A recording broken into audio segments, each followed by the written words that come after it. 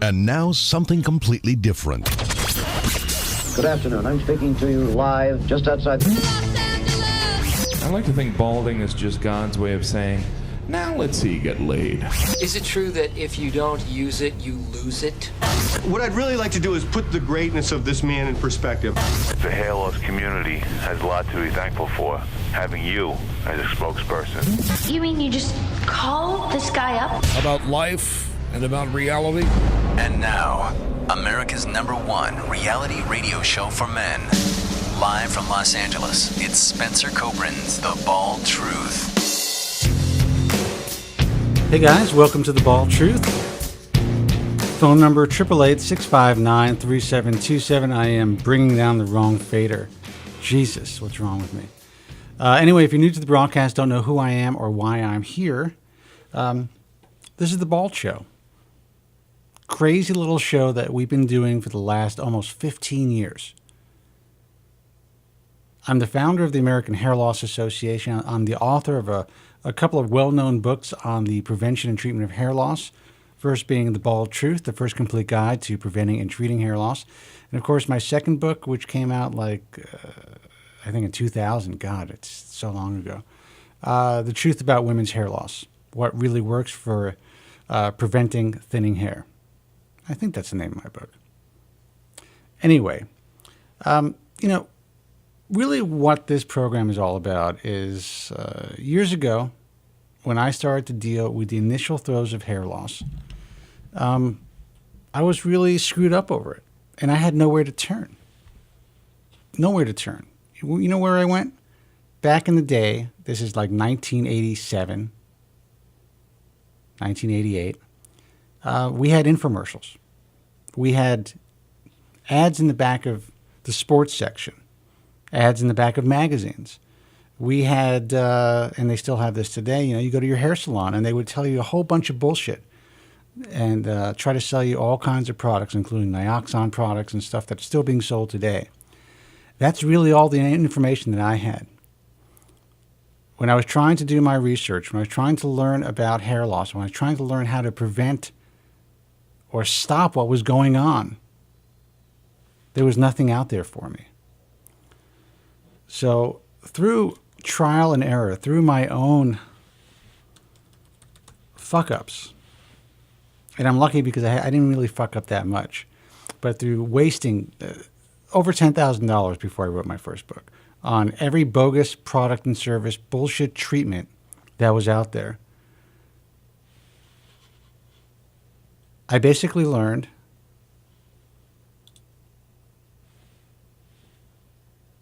that most everything that was being sold didn't work. And I was frankly shocked, because when you start going through the initial throes of this devastating disease of the spirit, you really believe that those who are claiming that they're out there to help you are going to help you.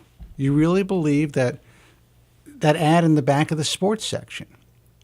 You really believe when you open up the yellow pages, and again, people don't even use the yellow pages anymore, that what was in there was legitimate. And now on the online world, where there is a wealth of information, so much information that it's even beyond confusing at this point. Can't speak. You still don't know where to go. It's all the same shit, just, reinvented for the 21st century. Now, luckily, we have FDA-approved products now that actually do work.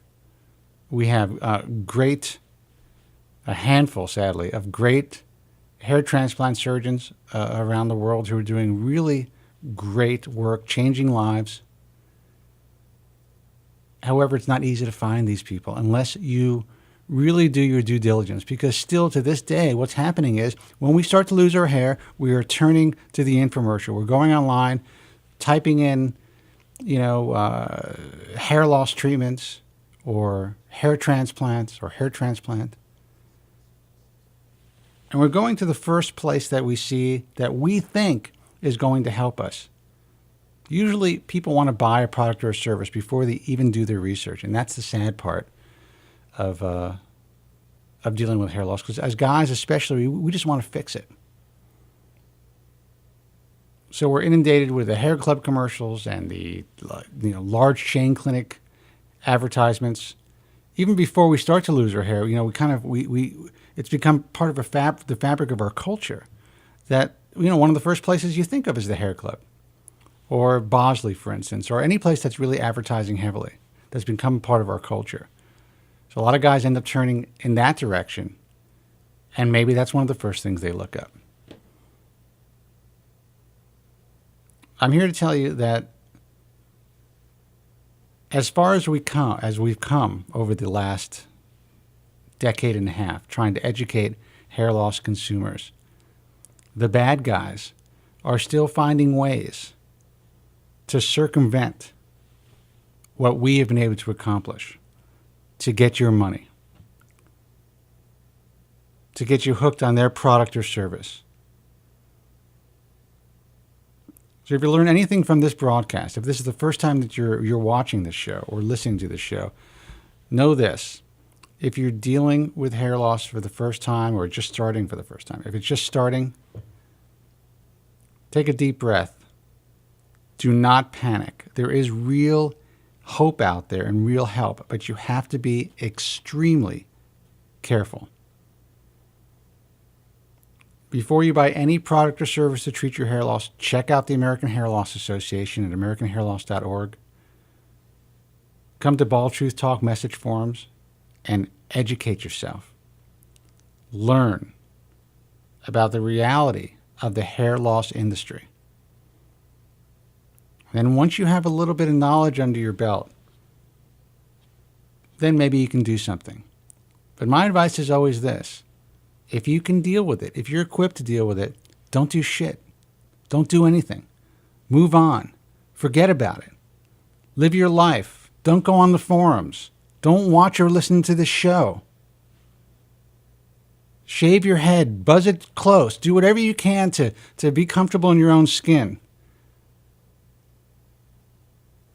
But if you can't do that, because I wasn't able to do that, then I believe that this is a safe place. So really take the time to learn from our resources. 888-659-3727 is the phone number. I got a lit board here, and I know there are a couple of guys who are calling in. Obviously, Joe always calls in every week. But let's see. Let's take this call and see who this is. Hey, you're on the air. Who's this? Every day, your body grows 121 feet of new hair. Did you know that? I actually, no. No, you do. I didn't know it was 121 feet. 100 on average, of course. It's not exact. Right. But on average. That's really fascinating. Joe Tillman from Hasson and Wong. How are you, man? What's happening?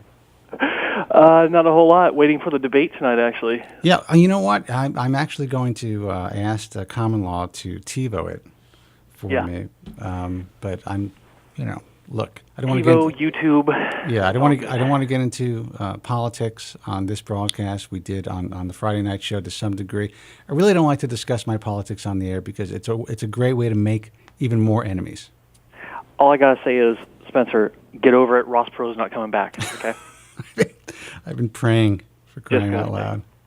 But yeah, we'll keep the politics out of it. So, but, so listen, you and I were having a conversation earlier this afternoon.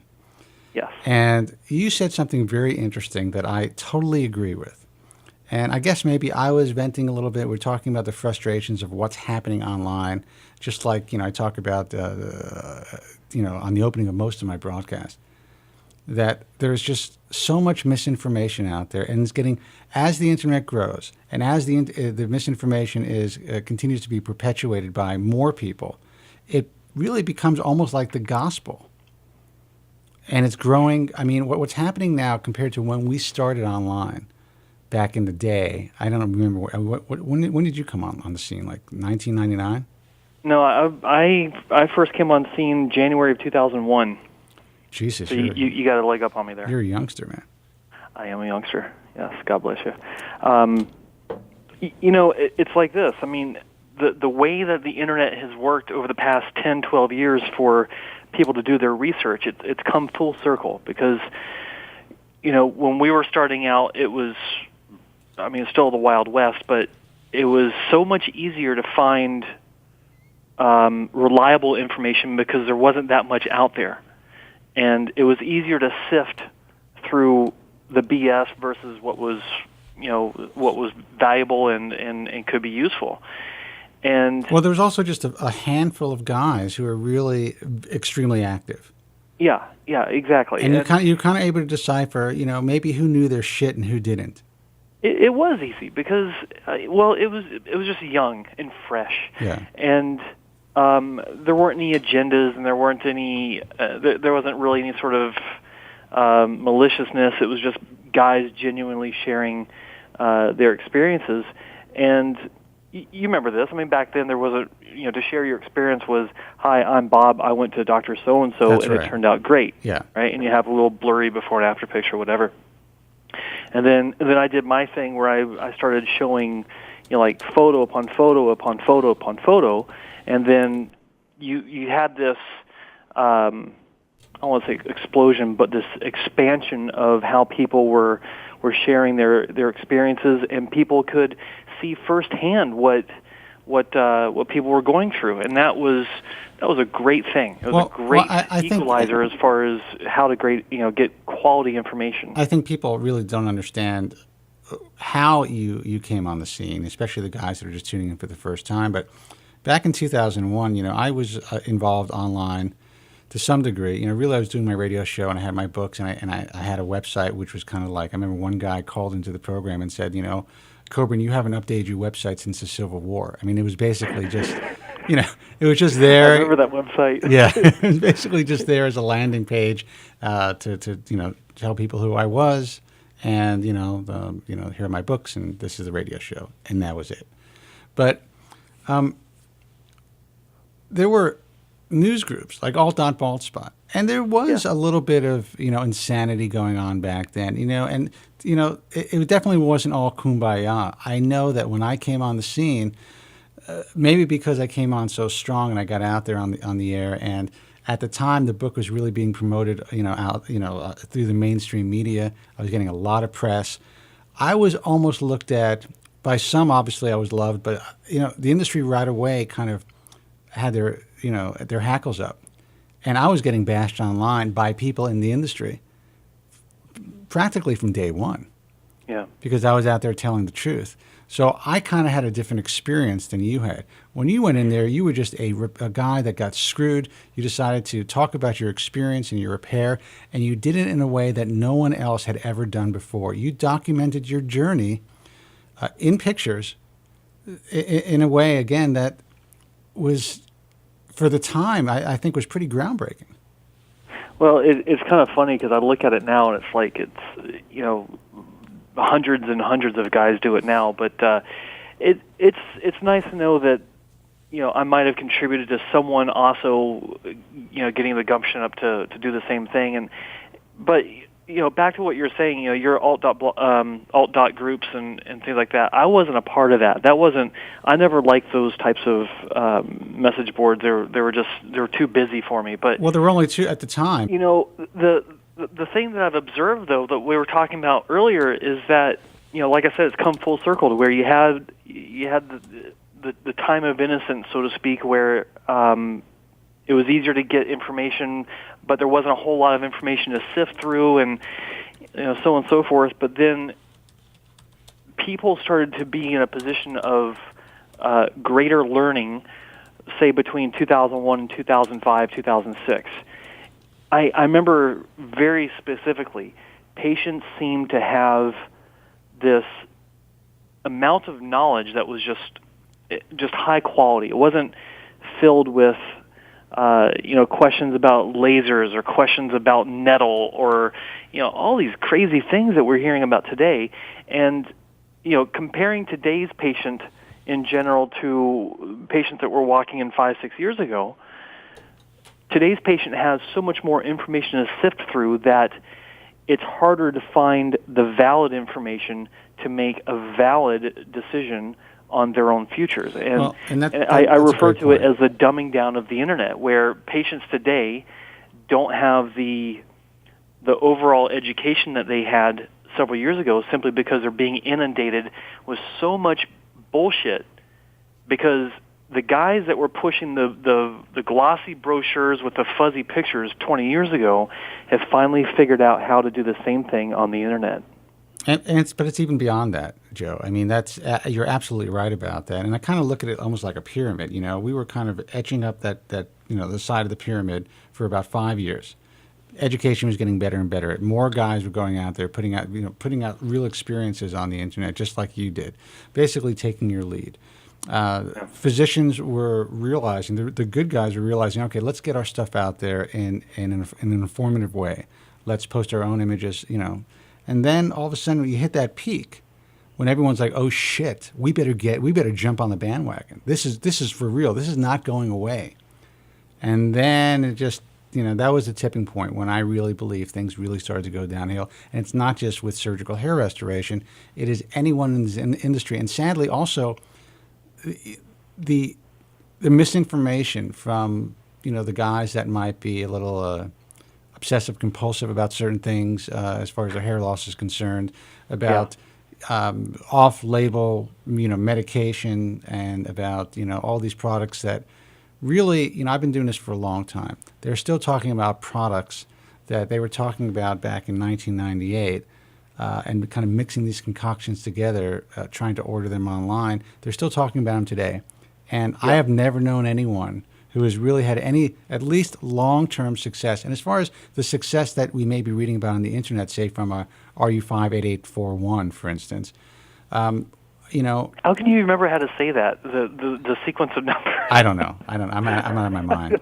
I'm out of my mind with this stuff. I just remember RU5 something. That's all I remember. I've forgotten more than a lot of people ever know, I guess. I would believe that, yes. But the truth is, maybe there is something to it. They were going into clinical trials at some point many years ago with this agent, but now people are getting these compounds. They're forced to mix them themselves in this desperate try to keep whatever hair they have on their head. And who knows what's happening out there? Who knows if people are eventually going to be harmed? Who knows if they're getting the Ramacoy? I mean, it's just, it was the Wild West back then, but I got to tell you, I see things getting worse again, just like you said. Well, I got guys I know, like one guy in L.A., he's super nice guy. Really, we actually talk fairly often, but he orders raw materials from China and makes his own raw versions of ditasteride that he mixes himself. Yeah, it's insane. It's unbelievable. But you know what? But if you tell these guys, hey, listen, man, this is probably not a good idea. All of a sudden, you're the man. You're working for the man, or you're the man, and you don't want people to be helped. And because you're not able to put money in your pocket, you don't want this to be out there. And I'm just like, at this point in my career, I'm just kind of like, hands off, guys. You do whatever you want to do. This is what I do. This is what I would tell my family members to do. But you mother effers do whatever you want to do. I don't want to know about it. What people will put in someone's mouth just for standing up and saying, hey, this is my opinion about something. You throw out your opinion. If you're any sort of quote-unquote authority and you put your opinion out there and it's contrary to what one of these home chemists believes, then you are the devil. Oh, listen, I have had death. I've talked about it when you guys were in the studio. I've had death threats because I discussed my experience on finasteride for the last 20 years because it changed my life. Because if it wasn't for this drug, I never would have written The Bald Truth. I would not be here doing this program, getting this information out to hundreds of thousands of people every week if it were not for that drug. It changed my life for the better.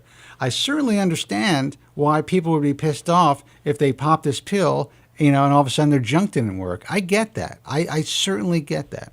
Of course. But I should be allowed to speak my mind and to tell my listeners and my viewers, hey, you know what?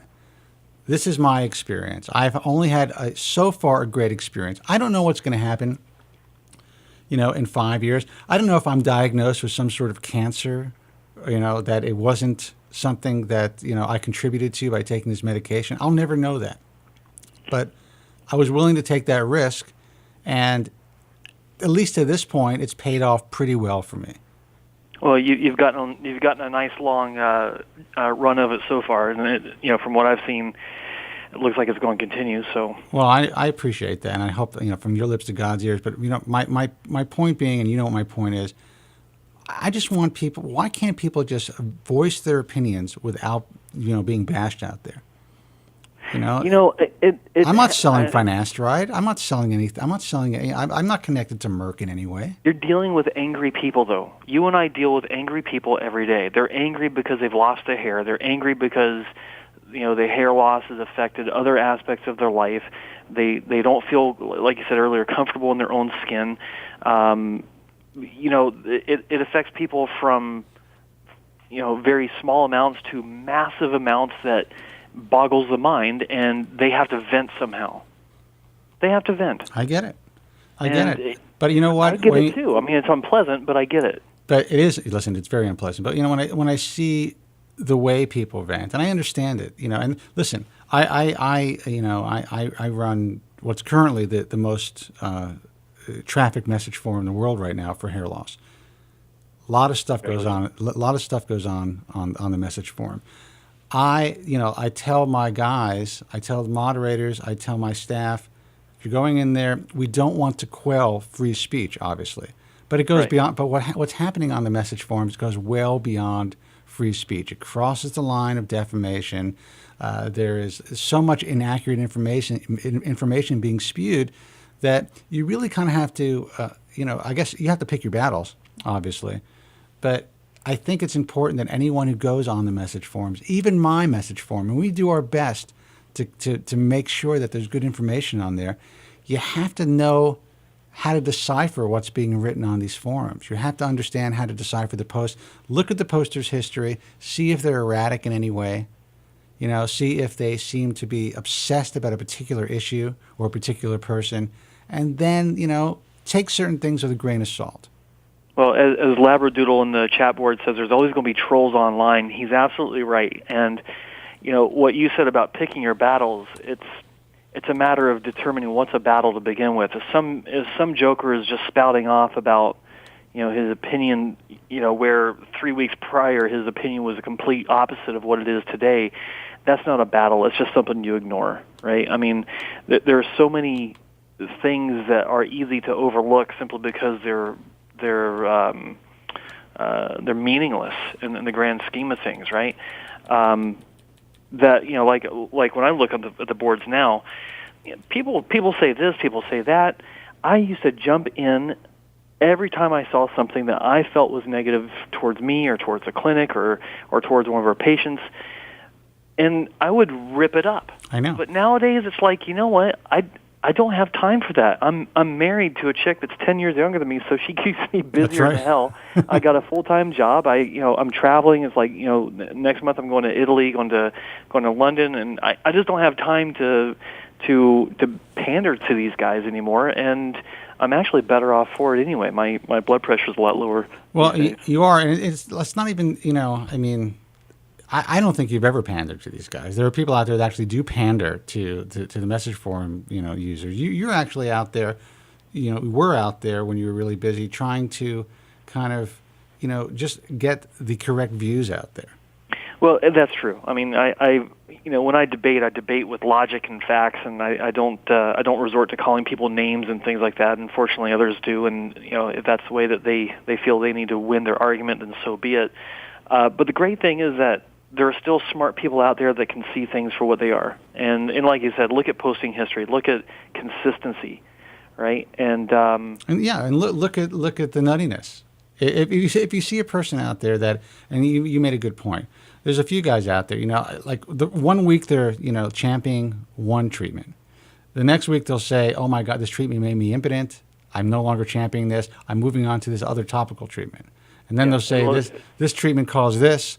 The entire, and then they'll start to blame the forum, or they'll blame a doctor, or they'll blame me, or they'll blame you, because they came on the message forums, they read what they read, they jumped to conclusions and decided to, all of a sudden, jump into treatment which might not have been right for them.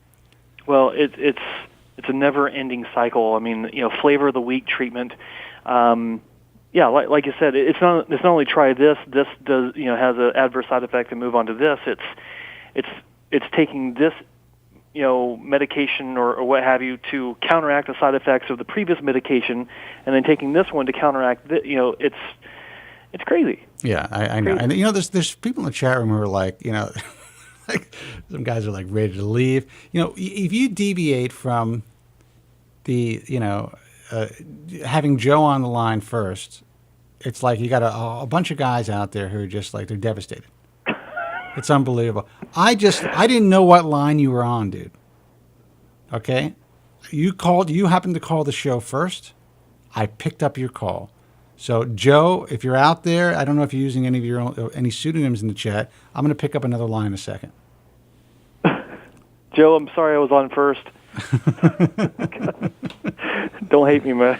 We're trying to talk about things that are reasonable. We're trying to, get the word out there that this is not necessarily, and I say this all the time, it's not the safest place in the world to, the hair loss industry, obviously, but, the message forums where a lot of people believe that whatever's written on these forums is true, that every experience is a real experience. But, being on the back end of things and seeing how many people try to spam our forums and how many people in the industry are caught, posting using pseudonyms. And some of these guys are so creative. They create these entire storylines. And sometimes it takes them months before they start to, pimp their products or services. Oh, it's amazing. Yeah, it's patience is what it is. Yeah. Patience of a monk to be able to pull something like that off. But it's happening, unfortunately. So yeah. It all comes down to, the real testimonials out there on the different things that may or may not work. I remember that laser fiasco. The FDA supposedly approved lasers out there. There was so much hype about that. I know. So much hype. I know. And it was only the facts. I remember this well because I researched my ass off on this to find out that the laser diodes in these things are no different than laser diodes in the laser pointers you get from Staples. Yeah. Right? You might as well take 100 of those little cat toys you can get at Petco. Just wrap a rubber band around them. Yeah. And just rub them over your head. And that's just another example. Actually, I still hear about this today. I had a guy from Qatar, of all places, oh my God, call me yesterday, and he was talking to me about FDA-approved laser combs. And I said, what does the FDA have to do with the Middle East? That's kind of funny. Yeah. But nothing was FDA approved. It was cleared, and I talked about the whole backstory about how it's simply grandfathered in because it won't, fry your liver. That's all it is. It just means it's safe. And he was shocked. Oh, He's of course. You're kidding me. Well, what's funny? The media would pick up, even though it was clear that it was FDA cleared. That most of the companies would not say that they were FDA approved. Obviously, HairMax Laser Comb was the first to be cleared by the FDA. I don't know what was in their press releases, but every media outlet that picked up the story was saying that it was FDA approved. Right. So listen, Joe, I'm gonna pick up this line, see if it's Joe from Staten Island. I know that you gotta leave in a little bit, but I think he wants to say hi and talk to you and talk to everybody else. So let's see if this is Joe. Hey, is this Joe? Yes, I've been in a very agitated mood tonight. People are demanding I was on the air first. Maybe Joe's trying to get to a certain number. I don't know how he got on first, but I have so much to say that people. A certain number, Joe. What do you think? What do you think? You wouldn't have that number? But I can't understand how you got on first, and I can't get on a statin tonight for some reason. I'm blocked out of that. Andrew's saying I have a special number. Don't tell him that, Andrew. Yeah, don't tell him that. We'll never hear the end of it. I had to call Andrew's staff over about it, and since the producer about that, because I don't know, it's very odd. My name is Joe from Staten Island. Excuse me. Would you like to may reiterate it? Have you heard it? Excuse me. Joe from Staten Island. Hey, Joe. Hey, Spencer. First of all, I got to apologize to millions of listeners now that I was on the air first. Not my fault. I don't have a magic button to push. Maybe something happened tonight that I don't know about. I'd rather not get into that. What could happen? What could happen that you don't know about, Joe? Are you getting paranoid on me now? I mean, I think I'm getting paranoid, Spencer. I've had a very tough week, as you can imagine. All right, so tell me. Let's talk. First of all, I got to castigate. I really have to castigate certain members of the conservative commentators and other conservative press. How dare they attack Vice President Biden over here because he's a hair loss sufferer? I'm outraged by that. First of all, you may disagree with his politics. I can understand that. But don't attack the man. The man's a 0.6, 0.7. He had 3,000 to 4,000 grafts. He had a very limited donor area. In my expert opinion, and let me tell my detractors out there, my expert opinion, he looks pretty damn good. That's the reality of hair transplantations. What do you want, a fillet of hair? You guys are going to be kidding me. Okay? And a certain commentator out there, he gives an R. I won't mention his name. And the answer an H. How dare you call the Vice President of the United States plugs Biden? I am outraged by that. You yourself, your name is an R, or no, it's 6, who can't be helped by anything, and you attack this poor man? All I can say is, God bless President Obama, and God bless our brother, hair loss sufferer, Vice President Biden. I'm fucking outraged tonight, man. I'm sorry, Spencer. I just didn't want to say anything because I want to make sure that we get that sound clip. I didn't want to screw that. I didn't want to screw that one up. Andrew would have been pissed. That's beautiful. Joe, listen. Listen. I'm We understand that it is outrageous, obviously, but we say this all the time. Hair loss is the last bastion of political incorrectness. You know, the media. It's free. It's fine for the media to poke fun of people, especially if they've had obvious hair transplants. Now, Joe Biden has come a long way from his original plug days. He definitely looks a hell of a lot better. But he got a lot of shit his entire career because of his, hair transplants. And frankly, the sad part is he went out there to get help. He was a hair loss sufferer who wanted to be fixed. He wanted to feel better about himself. He entrusted his appearance to a doctor. I don't care what they say about the technology back then was not what it is today, because these guys knew what they were doing. To me, and I'm addressing this to Joe Tillman, I know that if I was a doctor and if I was in surgical hair restoration, and I saw a couple of results from the old plugs, and those results were caused by me, I would be like, you know what, this is not a good thing. I'm not gonna be involved in this shit. If our patient was so public as Joe Biden with such work, it'd be time to pay for someone else to fix it up so that our name isn't attached to such a bad job, right? Yeah. But Joe, are you criticizing Joe Biden's work? I mean, the guy's a 0.6, 0.7. He's a very limited donor area. I mean, you're really criticizing his work? I find that outrageous. Joe, how can you find it outrageous that his old work was very obviously a hair transplant? How can that even be debated? It's not being critical. It's being honest. His face is framed. The guy has, a very limited donor area. I mean, how much hair can he possibly get? Joe, are you being natural looking? Joe, are you forgetting about what Biden used to look like and why he's referred to the way that he's referred to? It has nothing to do with today. The way he looks today, in my opinion, he looks pretty good. And my opinion as well. We didn't say anything about the way he looks today. We're talking about his evolution, what he had to deal with, and how fucked up it was that he went to a doctor and entrusted his appearance to a guy who totally fucked him up, in my opinion. Joe Biden, before he had this latest procedure, was me 20 years from now if I hadn't been repaired myself. Because that's right. The front of my hairline looked similar to his. The plugs weren't quite as big, but my hair loss was on the same path as his. And so, I mean, he's had, I don't know who did it, and it was a minor procedure in the grand scheme of things. That's correct. But it made a huge difference. Make no mistake. Yeah. He went from, people that are on the forums and look at this stuff every day, they'd be able to tell today that he had a hair transplant, but no one on the street would even give it a second thought. And the only reason why the media is still busting on him and the public is still busting on him is it's based on his old work, Joe. Right. That's what it is, Joe. So, I mean, just relax. No one's saying that his work is bad now. I think he looks so much better.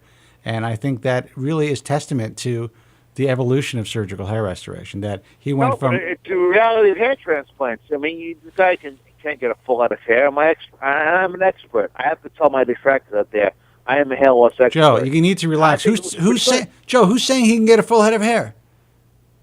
What are you talking about? Not possible. Who's talking about that? And people are attacking me online saying... No one's attacking you. Why are you so agitated tonight? Just chill. Spencer, we're all friends here. Spencer, I suffer from bipolar disorder. I'm an agitated, since last week, agitated state. I'm sorry. Well, I accept your apology. I just don't want you to be so agitated. I mean, when people attack Joe Biden, they're attacking me personally. That's the way I feel about it. Well, that's an interesting... It's a personal attack on all hair loss sufferers in America, and it really agitates me. Well, I think I get it. I certainly get it. Let me give out the phone number. I get it too. Yeah. But you forget who's on the air with us. A guy that was basically butchered. If you look at Joe Tillman's pictures online, he was fucked up, and he was young. He had. I'm sorry, no offense to you. Thanks, I think. But I mean, this guy was walking around with mini grafts, not 4mm plugs, but decent sized plugs. As a young person, dealing in life, meeting women, trying to move, move forward in his life. And you understand that yourself, Joe. But I mean, we're not talking to a guy who hasn't been through the mill himself. No, I understand that, Spencer. It's just that I'm just like, I'm a bipolar person. I just like all these political attacks on Joe Biden just aggravates me. No, the man tried to help himself. I understand. My expert opinion was fairly successful. The Boston, you may hear this politics. I can understand that. With the attack this man over his hair, it devastates me personally. Well, listen, Joe. I understand that, Joe. Listen, I'm going to keep you potted up, and I'm going to take another call. All right. So one thing quickly. You can certainly speak if you want. I can't get on a statin tonight. I want the people in the chat room to understand that. For some reason, the statin is... So go on a statin 1, and they'll know it's you, all right? All right, so I'm sorry, and Joe, I'm sorry if I seem agitated, but this attack on Joe Biden has really upset me. It's absolutely devastated me. All right, well, why don't you hold on for a sec, Joe? Oh, your kid's going nuts in the background, dude. Vincent, what are you doing? Just hold on, man. Say hi. Jesus. Hey, you're on the air. Who's this? Holy cow. Hey, Bob Man here. Bob Man. What's happening, bro? What's going on, guys? I thought I'd call in and say hey. Hey, what's up, Bob? Hey, how you doing, Joe? Good, man. Good to see you back on the air. Or have you been on the air before? You called in before, right? I don't know if he's ever called. A few years ago, yeah.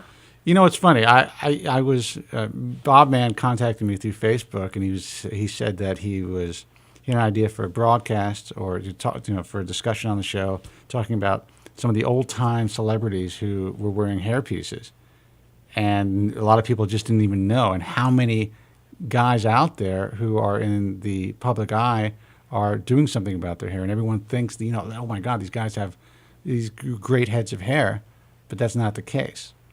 So I said, you know what, Joe's calling in tonight. Why don't you call in? And there you go. There you go. My mentor on the line with me. This is great. What's funny is I was watching the startup of the show. I saw your image on the screen, and I thought, how the hell did this just happen? How did I get Bob Man on my screen? Yeah, he went right off. I checked my Facebook right before the show, and he's like, "Can you show my before and after pictures?" And I said, "I'll see if I can figure something out." So while, without further ado, let's see if I can cut over to this video to let people know exactly who we're talking to and who and what we're talking about. So let's see. Let's see if I could do this. There he is. Oh, you got her. You got her video up. That's cool. So this is Bob Man before. He went to Hasson Wong. And this is Bob Mann after, which is actually pretty I let it grow really long there, man. Oh, my God. Now, Bob, tell people, how many grafts did you have? Well, altogether, the total amount, and I typed it in wrong because I copied and pasted the wrong thing. I'm actually going to put it in there right now. I actually had 8,475 grafts total. That's insane. How many sessions? 3. Actually, 2 mega, and then the last one was strictly just for my temples. That was about 700 grafts, right, Bob? Yeah, 671, right. Yeah. Not that I'm counting. Yeah. Yeah, exactly. Well, you know what I find fascinating. Obviously, you are a star patient of Hasson Wong's. I mean, everyone knows who Bob Mann is. But you're a guy that was really bald. You were like a Norwood 6. Yeah, Norwood 6 plus. Definitely headed for where my dad ended up, which is near Norwood 7. So I just started losing my hair in my early 20s. So much to the show that you had about how it affects you emotionally. I want to jump in here. Look at the detail on this comb through. I'm sorry, I'm just impressed every time I see your own videos because it's. Never mind. No one, and the truth is, no one does that. Most people are just going to see what he looks like in the after picture without the comb through, and that's what most of the clinics do. And it is very impressive to be able to show that comb through the way that you guys do it. And really that shows complete transparency. Most people are going to see this shot, which looks amazing. They're like, holy shit, he was bald, now he looks like this. But if you look closely, you can see, okay, it's not 100% full head of hair. It is it looks extremely incredible, actually. But I mean, it completely changed his looks.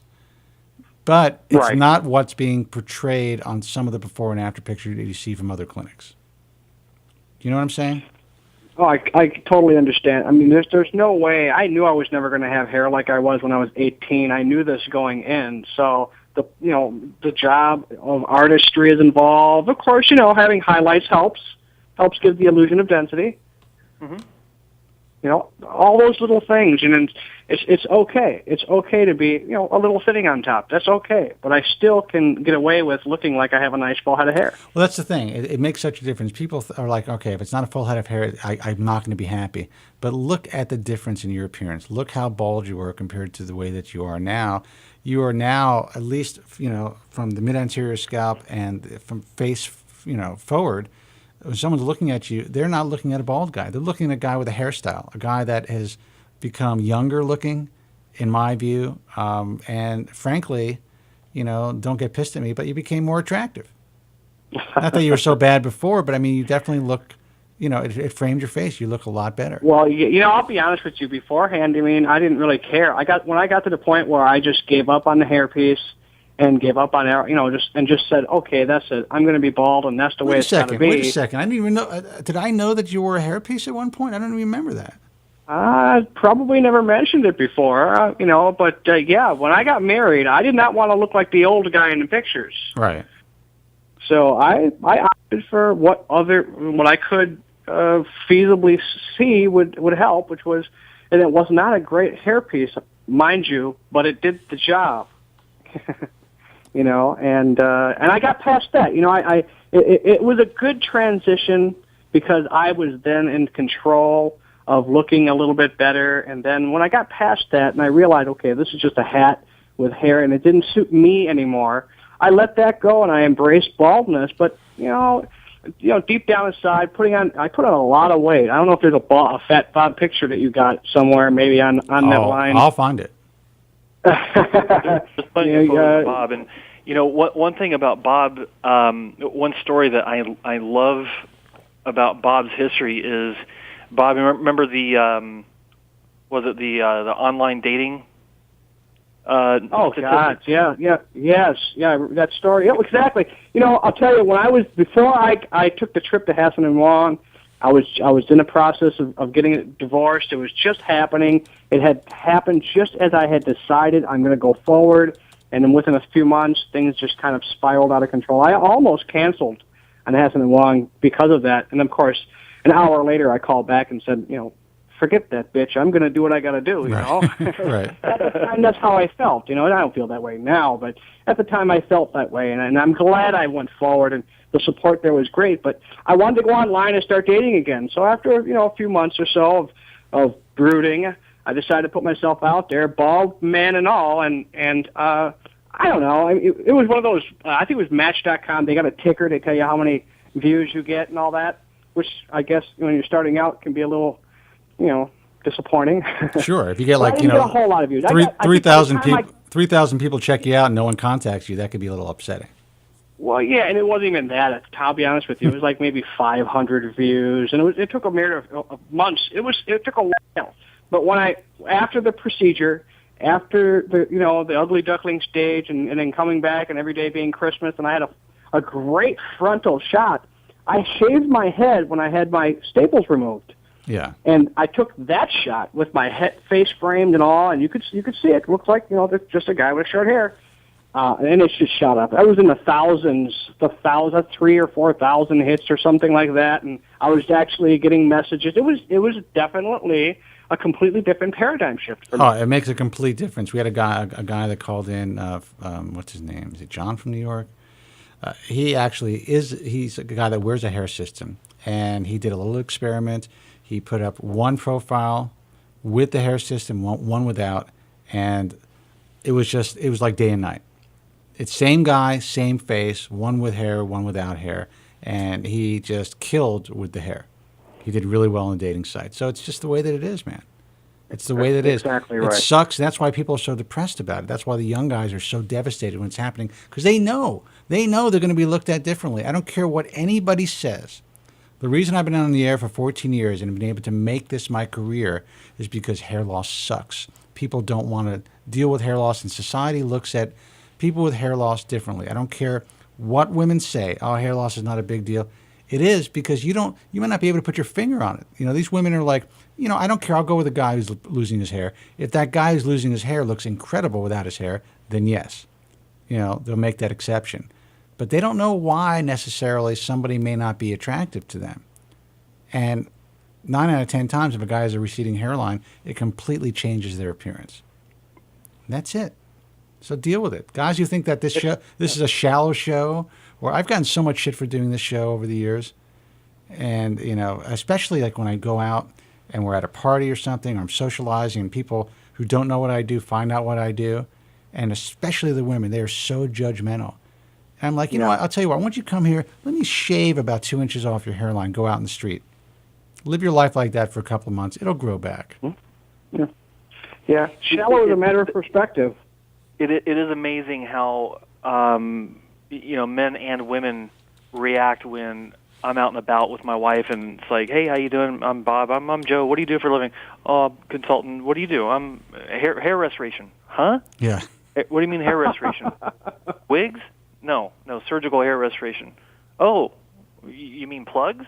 Oh yeah. No, not plugs. It's modern hair restoration. Dude, when I went, I didn't go to my 10th high school reunion. I went to my 20th. When I went to my 20th high school reunion, you know, people are, you know, they look you up, they kind of, you know, figure out what you're doing in life. Everyone thought I was like, you know, like working for the hair club. You know, that I was somehow I was selling wigs or some sort of product for hair loss. And it's like, oh, it's like the hair club, right? I'm like, Jesus Christ. No. Well, it's a monetary society, so people are driven by, you know, purchasing and consuming, so they're going to naturally try to tie you down somewhere. Yeah. Yeah. Well, listen, it is what it is. We have, you know, been battling this for a long time, trying to get people to understand how important this is. The industry knows how important it is, and the bad guys in the industry especially know. They're like, it's like taking candy from a baby. Oh, especially the young guys too. And I was very vulnerable back then too. When I was losing my hair, I started at 22 or 23 years old, but it's just progressed so fast that by the time I was maybe 26 or 27, you know, I looked like a balding guy, a really strong balding guy, and it took me from being Mr. Club Guy, dancing and partying and looking good, to going through that whole, you know, some people take 10 years to get to that. I was packed in 3 years of going through different personalities. We both went through that, and my issue was, you know, I wasn't that concerned about my hair loss at the age of 22. I was told to be concerned about it by the doctor. Yeah. So you probably would have just gone and just went, balded naturally and maybe shaved your head. I would have been a head shaver. Really? Yeah. Because I actually, being in the Merchant Marines like a year before my first transplant, I had a shaved head, and it looked really good. So how can I remember your story. You went in with a buddy of yours who was having a consultation, and the doctor said you need a hair transplant too. Exactly. And you were just like, he's like, you need to have a hair transplant. It's like, no, I don't. He goes, yes, you do. I said, maybe I do. And that was it. And that was it. Wow. Yeah. We were both in the chair the same day, a week later, and it was. When I say a mom and pop shop, I mean literally it was a mom and pop shop. Yeah. The doctor was, he had his wife and his daughter working there. Both of them were registered nurses or LPNs or something. And, he would take out the donor strip with a multi-blade scalpel while you're sitting up in a chair. Yeah, wow. And he'd be done in like 5-10 minutes. And then suture it up, and then the mom was working on my buddy, and the daughter was working on me and dissecting. Were they fighting with each other when they were working on you? No, but you could tell it was a family atmosphere, and they actually made me feel very welcome. They had, get up and go to the fridge, get your food, get the whole 9 yards, right? Yeah. Blah blah blah. But it was looking back now, I'm surprised I would be surprised if anyone like that could even be in business. And what year was this? 1992, I think. Jesus. Oh, my. Yeah, that was the dark ages, man. I mean, I was and we're going to pot Joe up in a second. The only saving grace was that it wasn't plugs. It was a strip. Yeah. Being 92, that was, the guy was cutting edge. Yeah. And actually it's true, because when I went to visit Norman Orenreich in 88, he wanted to do 4mm plugs on me. And I had no discernible hair loss. Overall it was thinner, but there was really no recession in the hairline yet. It was just starting. And I never forget, he said to me, listen, if you were my own son, I would tell you, just try a few. If you don't like them, you don't have to come back. That stuck with me. That's that stuff. As soon as he said try a few, I was like, how do you try a few hair transplants? How does that work? It made no sense. I started to ask him more questions. I remember during that process, and right before I left, he seemed really uncomfortable with my line of questioning. And I guess how dare you? Well, I think that's what I guess he wasn't used to, especially a young kid, a 21-year-old kid. Yeah. Maybe I was 22. Just having the wherewithal to really ask the right questions. Questions that are probably never being asked. That's right. I remember he showed me this book of pictures. He was the first guy. He was he reinvented surgical hair restoration. He claims to have invented it, but it's actually reinvented. But he was just giving me this whole spiel, and he had this incredible office with this these oak wood paneling and these incredible bookshelves and this huge desk. And this guy made so much money. He was on Park Avenue, if I remember correctly. And Joe from Staten Island, he just hung up. I was going to pot him up. He ended up having a hair transplant from him. But to try to make a long story short, anyone who walked into that office walked out having surgery. That's just the way that it was. And I think he was really shocked that I decided not to do it. But when I came away from that was the best thing that ever happened to me, having a consultation with him. When I walked out of that consultation, I was like, something is fucked up here. And that's when I really started to do more research. Found your calling. I did, but I wish more people would have been like me. For some reason, it just clicked. It didn't click with you, Joe. It didn't click with, 90% of the guys out there who really should have seen those red flags. Well, what's funny is Mike, our Seattle guy. He kind of laughs at me and says, "Not only did you do it once, it took you twice to figure out that he was the wrong guy." Yeah. You went back, right? And the thing, it's funny, but being able to look back on it and have all the experience I've got now, it's easy to see how this happens where. We're trained from birth to trust our doctors, right? That's right. And that's why the one clinic, the national chain, has their consultants wearing a white coat. I don't know if that's still the case, but it's not. No. But that used to be the case, right? Yeah. And because it instills confidence, it instills a false sense of authority, and it worked very well. Absolutely, it worked well. I mean, there are guys out there that are doing, selling all types of bullshit, and not even surgery, but they're greeting you in a white coat. Who wears a lab coat except for a doctor or, a scientist? And I don't even know doctors that wear lab coats anymore. They just Yeah, wear scrubs. they wear scrubs most of the time. Yeah, yeah. It's kind of odd to see a doctor in a lab coat now. They may wear one for like a photo shoot. Yeah, exactly. But that's about it. But listen, guys, I know that Joe's got to go for his workout, and we're going to take a break and go on to the next segment. But Bob, man, thank you so much for calling in. I'm glad I was able to pull that video so everyone can see what you look like. Very good. Hey, you guys have a great evening, and it was great talking to you. Joe, don't hurt yourself. I'll try my best, my friend.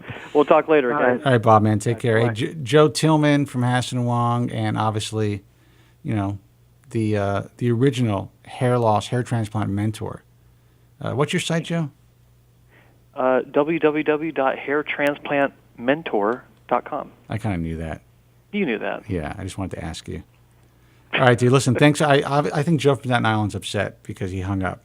Well, get him back on. Let's make him feel better. All right, man. Listen, thanks right. thanks for hanging out. It's always great talking to you. Thanks, Spencer. All right, care. man. Take care.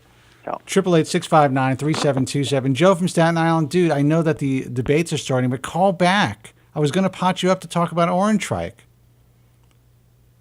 God, now I feel guilty that I can't control my own show. What do I do, Andrew?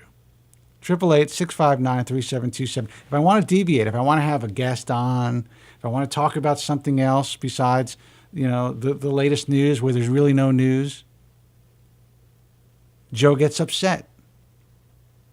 I don't know. I don't know what to do. We're going to take a quick break, though. 888-659-3727. I'm Spencer Kobren. You're listening to and watching The Bald Truth. Stay with us. We'll be right back. The winner of 7 prestigious Golden Forehead Awards. My family's always arguing. It always starts off innocent and then it gets vicious right away. So I was like, hey, looks like you're losing some hair. At least my wife's not a whore. Spencer David Kobren.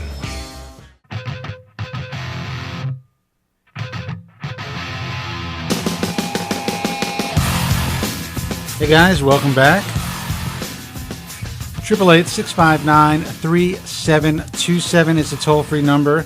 I want to thank Joe Tillman, Joe Tronic Online, for calling in, spending the first hour with us.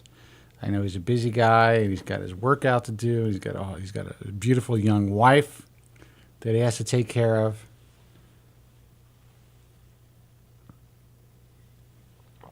He's a nice guy.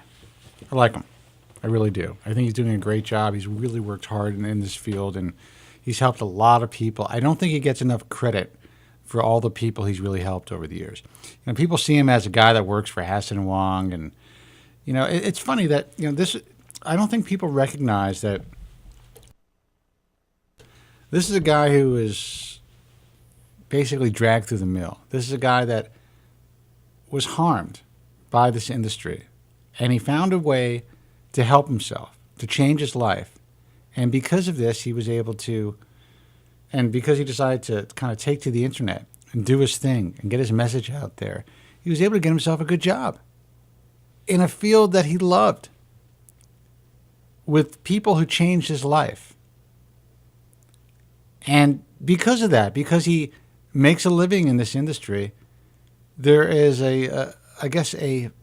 some people out there who believe that, whatever he says can't be trusted because he's making money in the industry.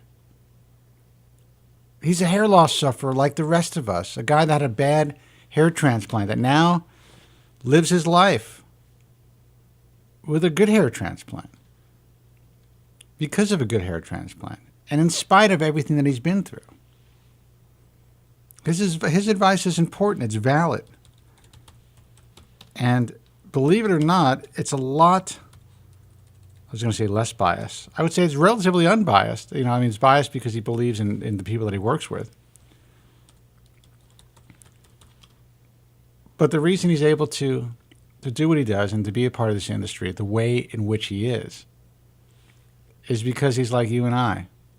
And he goes beyond what I'm involved in because, I'm painting my head and, I've been taking medication forever. And I was lucky enough to kind of jump on that wagon, get involved with that before I decided to, do anything more drastic. I at least think the guy deserves a little respect, and I think he's done a lot for the field. And sometimes I think he's kind of like overlooked as far as his role. People kind of see him as a consultant for Hasson Wong when he kind of started the ball rolling as far as really getting great, detailed documentation online so that other prospective hair transplant patients can see what he went through. So I just wanted to give Joe Tillman his props. 888-659-3727. And I think it's pretty amazing. It was actually coincidental. That was a tough word for me.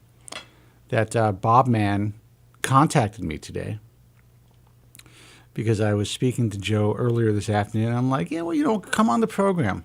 Let's talk about some things. We were talking about the online issues and about what's happening to the internet and the dumbing down of the internet.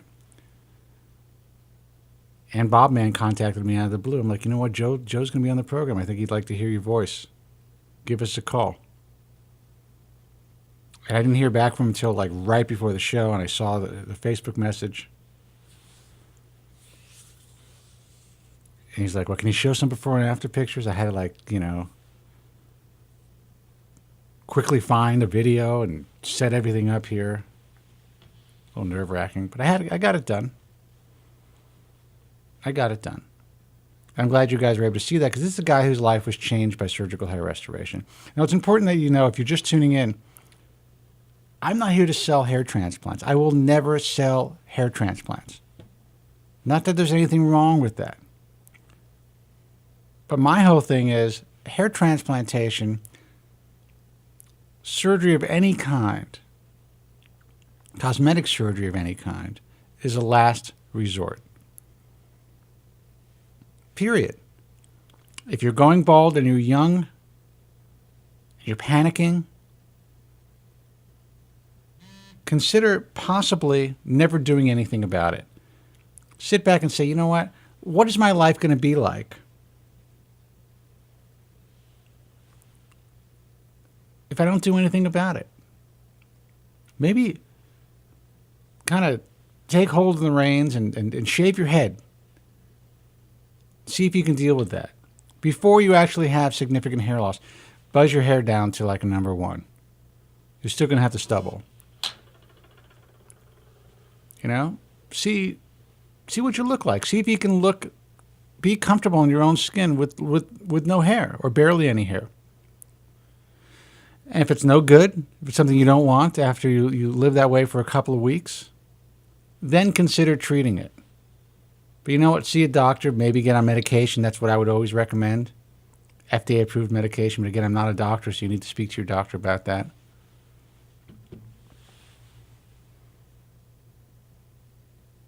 And if that is not satisfactory, then I tell people try a hairpiece or a partial hair system. Something that you can remove and throw away. A way to change your appearance, to maybe make yourself feel comfortable without going under the knife, without having a surgical procedure. And if that's not for you, and you've come to terms with the fact that, you know what, I don't want to live as a bald guy. I'd much rather have hair in my head. I understand the limitations of surgical hair restoration, the reality of surgical hair restoration. I know I have to do my due diligence. I know there are great doctors out there, but I have to really have realistic expectations. If you can get yourself into that mindset, then, and only then, surgery might be for you.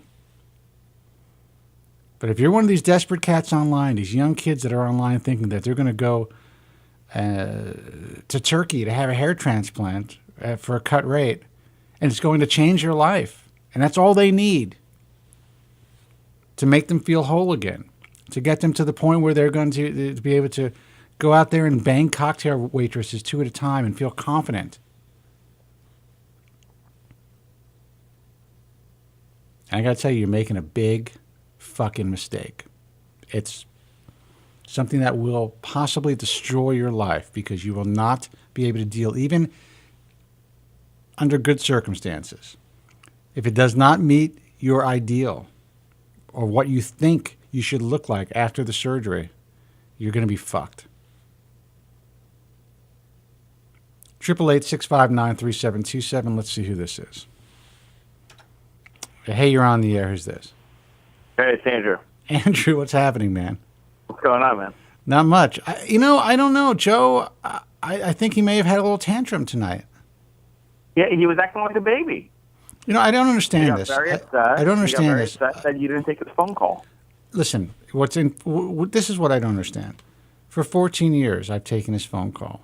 There's not a show that I will not spend a lot of time, more time than some people would say I should spend taking Joe's call. I love Joe. I've given him a tremendous amount of respect, and I appreciate the loyalty he has to this broadcast and to hair loss sufferers. But why do I have to be made to feel bad? You want me to fire him? If I take another call, and I want to talk about something else besides the insanity of what's happening in the fucking chat room. I don't know. He adds a lot to the show, but he gets so upset. He gets so upset. I never forget, a program director, this was back in New York, asked me, the first time someone asked me, why do you fucking take this guy's call all the time? It's the same shit with this guy. He can't get out of bed. He can't do this. He's a sufferer, this and that. I'm like, and I've said this before on the show, there's a little part of Joe, there's a little bit of Joe in each of us as hair loss sufferers, something that this guy would never have understood. And I know that some guys in conventional broadcasting would never allow the same shit to happen week in and week out. I explained to this guy that because there's so many new guys dealing with hair loss, it's kind of a new show to them every time they tune in. The regulars kind of get used to Joe, and they become very fond of him after a while. And I'm going to keep him on. And then I remember my sidekick, Dave, at the time. He was like, Jesus Christ, Joe, what's going on with Joe? Every week, Joe does the same thing. And then my engineer. And then the guys that, my producer when I came out to Los Angeles. I don't think Joe appreciates that I was willing to keep him on for so long. He actually got pissed off tonight. He did. He got really upset that you didn't give him the attention you wanted. Jesus. What he wants. He wants attention from you. I know. I don't know why he gets so upset. And I told him, I'm like, Joe, he's changing the format. He wants to start off with a guest, and he wants to take some other calls. He wants to change the format around. Well, I'm going to call him a little bit. I'm going to tell you this. I am planning to have a guest on the program every week. I told him that. I said, you're changing the content of the show. You're changing the direction of the show. Joe is a part of this program. I'd like him to be a part of this program. I love the guy to death. I hope he understands that he could still be a huge part of the program. But, he doesn't have to monopolize the show.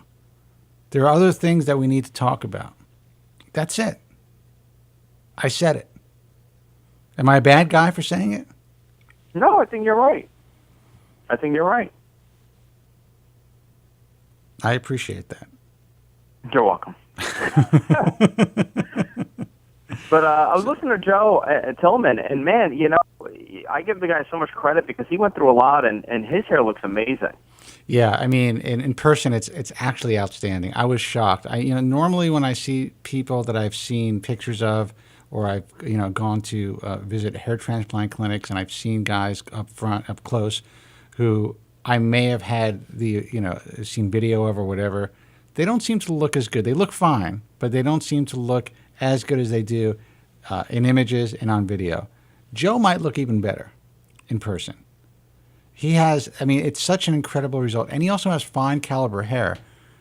It's not super fine, but which makes getting the type of coverage that it seems that he has even, that much more difficult. Like a guy like you, if you have a hair transplant, they can move 4 hairs and you got a full head of hair. You know, I'm hoping that's the case. No, but in all honesty, you have very thick, caliber hair, and it's a strong, almost like Asian hair. So, but Joe didn't have that type of hair characteristics, and I mean, he looks incredible. And who really looked good in person as well was Specs, and this guy had like 10 surgeries. So if you look at Specs' before pictures, you won't believe how bald he was. But he still wasn't as bald as Joe. No, I've seen pictures of Joe, and it's amazing. It's amazing what they've done with him. Yeah. And you know what? These guys, the people watching should look at it as some sort of hope that, even if you have significant hair loss, they can do something about it. But you know what also bothers me about our friend Joe from Staten Island, who, again, I love Joe if you're listening, is, hair transplantation isn't perfect. You had a really bad experience. And most guys that, had transplants in the 70s and 80s had bad experiences. Well, and that's exactly what I was going to say. I mean, he got his hair transplant early on. Yeah. Chauncey Hayden, a good friend of ours, he got it. I think he went to the same guy, right? Who? Yeah, he did, actually. He went to the same guy. He also went to Norman Orenreich. And listen, Joe had, from at least what some of the doctors that I sent him to have told me, he's really not that bad compared to a lot of other guys out there who really were butchered. Joe is repairable. He has limited donor supply, but he's repairable. Now, Joe won't be happy until he has a full head of hair. So he chooses to live his life the way that he lives his life, and I feel terrible that he does live his life that way. I would, I told him I'd get him a hairpiece. I'd, help him with surgery, whatever he wants. But again, do you think? I mean, I love Joe too, but I don't think a hair, even having a full head of hair, would fix his problem. I know people say that, but I think Joe's, that is his focus in life. I mean, that really might be his only real problem. I mean, it's manifested into all these other issues, but I think for most people, I would say I agree with you. But for Joe, I got to tell you, man, I mean, unless he's pulled the wool over my eyes, I think hair caused his entire psychosis. I think, he would...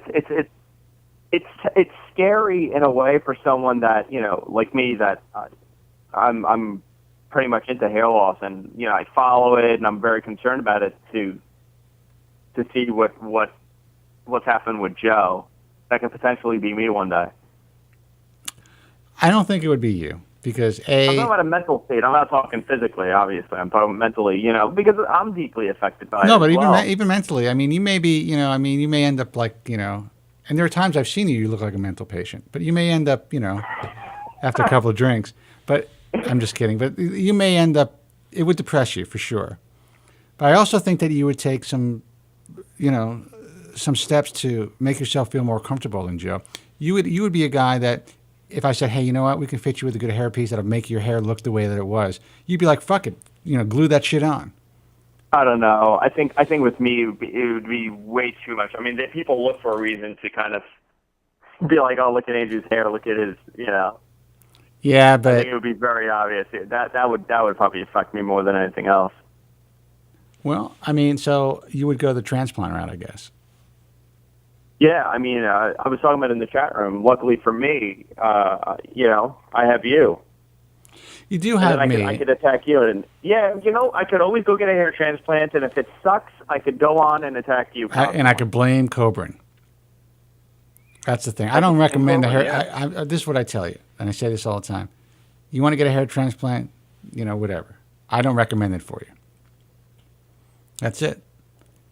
I would say unless you become a Norwood 3 or above, don't even consider it. You're a guy that I know wants to kind of just fill in those temple, that temple recession. I would go do it now. If you turned around and you said to me, Andrew, you could just fill it up a little bit, I would do it tomorrow. I know you would. Yeah, I think most people would. Sometimes you just need that validation for you to do it. I was talking to one of my buddies, and he just started listening to the show. And actually, before I tell you that, I forgot I was speaking to my mother, and she was telling me about how a friend of hers, her husband is staying home from work, and he hasn't gone to work in about a week. And when I asked her, I'm like, what happened? He goes, you'll never believe what it is. I'm like, what is it? He goes, hair transplant. He's so devastated with his hair. No, he's so devastated with the hair loss that he's had. He can't go to work. Yeah, but I can and see she that. actually she asked me for your information to give to him because he doesn't know what to do. And he just woke up one day and he realized his hair is out. This is your mom? He's like, no, my mother's friend's husband. All right, don't give any information to your mother's friend's husband. Oh no, I know. You're going to be getting a call from my mother. No, we can definitely do something on the air. I'd be more than happy to spend the entire hour talking to him. But I don't want your mom having my information. She has your email now. Oh Jesus! Listen, we spoke about that. You guys used to go to the, what is it, Discoteria? Danceteria. Andrew got cut off. All right, you call back if you want. 888-659-3727. Let's see who this is. Hey, you're on the air. Who's this? Hey, you two guys are my best boyfriends. You guys are attacking me. I thought your first two guests would put me to sleep. Are you kidding me? I had to wake up. You think we're attacking you? How many times did I say that I loved you in that little rant? I didn't know that, man. Your first two guests really put me to sleep. I'll be honest with you. So I just took a cat nap. Well, there are people that they enjoy having guests on, and like I said, Joe, we got to have more guests on. People are asking me for more guests. Sir, I love you. You're my best boyfriend in the whole world. You and Andrew, your producer. I love you guys. Why would you ever think that I would ever leave you on this show? Please. Well, let's see. I think Andrew's on the air. Hey, is that you, Andrew? Yes. Yeah, that's right. Yeah. So he comes back. He says we're attacking him. Why? Were your boyfriends? He's just joking. He's just joking. No, we're not. You're attacking the guest. We're not attacking you. You're attacking the guest. I thought Joe Tillman was a great caller. Very boring, and some of the statements I find very erratic. Some of the statements they've made, and it's got me very aggravated. Bob Nance said. Why? Because you weren't first this week? No, that doesn't aggravate me. He probably called us before me. I don't know. That a statement Bob made really got me aggravated. I just fell asleep after hearing that. I think you and Bald Jerry should do like an online show. I mean, a cat had 8600 grafts, and he's saying he had a full head of hair. I mean, that's 60,000 hairs where he had 70,000 hairs. He's saying that. Listen, it's not a full head of hair, but if you look at him compared to what he used to look like, it's changed his life. He's gotten a new woman. He's gotten a new career. He feels more comfortable with himself. He looks younger. It's not a completely full head of hair, but like you said, he's okay with a little thinning on top and in the back compared to what he was when he was much younger. I thought Bob was homosexual. That's not true. No, not that I'm aware of. Oh. See, you see how upset he gets? Yeah. What? You get really upset you guys, when you're not you supposed guys to get really upset. in a loving way. That's what I meant to say. No, but you take a look at this guy. It's an unbelievable result, and he could actually still get. He could still get. He could if he wanted to get more. He could still. All right, so it's a matter of opinion. What would you consider an unbelievable result for a hair transplant? A guy who has a really full head of hair. That's my opinion. But that's not possible at this point, Joe. Well, according to the 5th of D.C., it's possible. Last week, one of the cats was saying, I know what 6 get a full head of hair from a hair transplant. Who said this? That. Who said this? The 5th of D.C. said it last week on the show, if you remember. Well, I don't remember that, but, there are guys. You look at a guy like, and I think a fine example is Spencer Stevenson, Specs. I'm telling you, Joe, you would think nothing was done with this guy. I in a million years, if I had just met this guy on the street, there's no way I would think, A, that he was balding, or B, that he had any work done. That guy has a full-looking head of hair. Frontal work done, is that correct? He only had a frontal hairline. Yeah, but it was frontal and mid-interior scalp. And finasteride helped him save the rest. And he has great hair characteristics. But that's what good planning and good surgical hair restoration can do. He ended up getting married. He ended up having babies. He now has a career. He's happy. He started at a very young age. Well, and I can see how it affected him. Specs he's a good-looking kid, and he probably when he was younger he was like did not expect something like this to happen to him, and it really affected him. Yeah, I definitely know the feeling. I know. But I was really, get back to what I said before, I was really upset about the attacks of, by a certain radio commentator on Call the Plugs Biden, and it really freaked me out. Joe, are you talking about me? Who are you talking about, me? Not about you. I should say his first name. I'll say his first name, Rush. I won't mention his last name.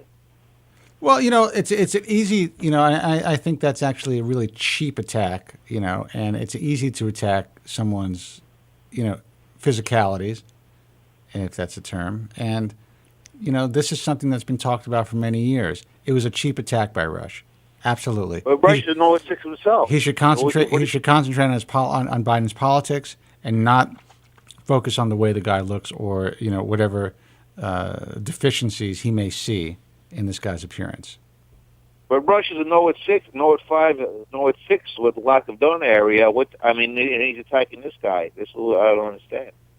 Get a full head of hair, maybe I can understand. The cat himself is a hair loss sufferer, and that's what aggravates me more than anything. Well, I don't know. What do you think, Andrew? Andrew's watching the debate. I actually had to come downstairs. Jessica kicked me out of the bedroom. Oh, really? And that's not the first time that's happened. No, she said I'm tired of the ball truth. You got to go downstairs. Yeah, sorry. And Mitt Romney both wearing some topics tonight. I have to say that. You think so? Well, Romney dyed his hair. It's like super, super dark today. Well, let me tell you something. This is just my opinion. I don't know if it's fact, but I was watching The X Factor the other day, and I saw Simon Cowell in his home under daylight, and it appeared to me that his very tight center part was spray painted. Now, I could be wrong. It could have been the dye job, whatever it is. So, Simon, please do not send me a lawyer's letter. I'm not stating this as fact. But I was pretty surprised because I was always like, wow, this guy's got incredible hair, I'm not surprised because that wasn't his house either. That was a fake house. Was it a fake house? Yeah. Those were fake homes. They weren't their homes. How do you know that? I know everything. No, really, I'm curious because I thought that was his house in Miami. No, him and Brittany and whoever the other judge, because they went to their houses, those weren't their homes. Those are rentals. They just rented it for the show. Really?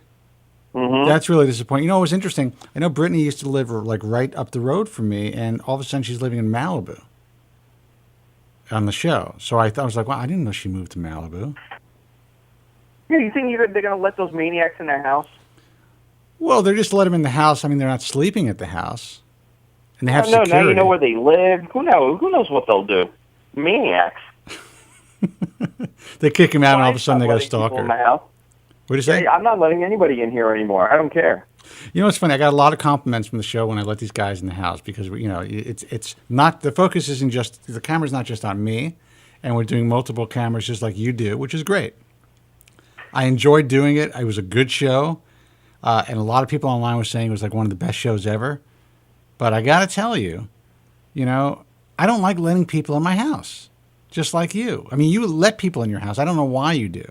But now you're getting older. I think you're getting a little nervous. Coco's no longer allowed in the house. I'm going to give him a microphone. He's going to stand outside. That would be so fucking funny. And you have him on on a security camera. He comes in. He never leaves. I'm sorry. Yeah, Joe, go ahead. Are you delegating any of your staff to the Bahamas this week for the ISHRS conference? I was actually on a Skype conference to a couple of guys down in Miami who went to visit their first stop was to visit a pretty well-known hair transplant doctor and to see some live surgeries in Miami, and then they're going to Nassau tonight. So they're going to actually keep me abreast of everything that happens during the entire conference, blow by blow. And I also had a brief conversation, online Skype with Craig Ziering, who I'm hoping will come back right after the conference and give us some good information. Yeah, he was choosing to put the pictures out for some reason, I understand, until after the conference. That's what I'm hearing. Well, I think that's, they kind of want to wait. So I don't think it's going to be a disappointment. But, again, everything's a disappointment with you motherfuckers. If it's not growing a full head of hair today, everyone's disappointed. Taking baby steps, incremental steps towards this cure is not good enough. I understand we're impatient, but at least they're doing something. I know. I'm just so frustrated tonight, Spencer. I'm so angry and I'm so hateful. I'm just a basket case. I think you should apologize to Spencer. Why? What did I say? I was being sensitive. I think you were pretty rude. You were attacking his guests. You were attacking him. You were saying the show is boring. No, I didn't attack him. I thought his guest. I said his guest put me to sleep. But that's all part of the show. I had to find it. They didn't have to offer me anything interesting. I'm going to have to give you a call, Joe, after the show. We're going to have to talk tomorrow. I'm not attacking. I would never attack. So this is my best friend. He's like my brother. Brothers don't treat brothers the way you treat him. I love Spencer. He knows that. He's like a husband. A what? Well, a husband in a brotherly way. A husband in a brotherly way. What does that mean? No, I mean, I love you like a brother in a husbandly way. Meaning he wants to have an incestuous relationship with you. No, I'm not homosexual. We all know that. I'm heterosexual. Yes, I love Spencer like a brother. How's that sound? I consider Spencer my best friend in the whole world. Listen, I appreciate that, Joe, but we've met like 4 times. Well, I mean, we speak on the phone several times a week. I feel a connection to you, Spencer. No, and I appreciate that, but I just don't want you to, Is it a little weird that I'm getting jealous because of this conversation? What, that he doesn't consider you to be a brother? You were in grammar school, and I was in the air with Spencer. You were in grammar school, and I was alive in the air with Spencer, right, Spencer? He was you were in grammar school when I started the show, right? I was in high school. In 1998? 99. Yeah, 98, I was in high school. You were born in what, 83? 84. Jesus. You should know that. You were a freshman in high school, and I was live on air with Spencer discussing President Clinton's alleged indiscretion. I was just about to drop out of college when he was born. Yeah. You were dropping out of college. I was dropping out of college when you were born. Well, Spencer, on the phone, I see you and your producer Andrew, but I fell asleep. I'm sorry. I just dozed. After a while, you just freak out after a while. You know what I'm saying? You attack on Joe Biden and just everything else you got to this week. But Joe, I hope you can understand that we're trying to bring a little bit more diversity to the show as far as different content, and the show is growing. It's getting bigger and bigger, and we're getting more people. We're getting more people who are interested in different things. Everyone loves Joe from Staten Island, but I love that you have guests like Greg Ziering, like Dr. Kenny Washenik, Pastorales. We're that's a real cure for hair loss. That's going to happen, but you know what happens when I do that, and I'm going to do it. Then all of a sudden, people listen and they fucking pick apart every fucking second of the interview and say it's all bullshit anyway, except for you and a couple of other people. No, you detractors, you mean? Yes.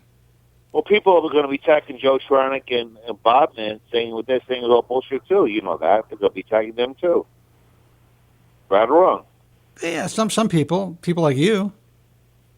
I'm not attacking them. I mean, I know that you're not a fan of hair transplantation because of your experience. Not at all. And also the fact that you believe that it can't benefit people. I'm not saying that. I'm saying, mathematically speaking, the numbers just don't add up. But once we have a limited donor area, I think hair transplantation will be a great thing. Well, everyone's, there are companies working on it, and I think that it will happen. But at this point, I think that for the right candidate, I still see guys like Bob Mann, whose life has been completely changed for the better because of his hair transplant.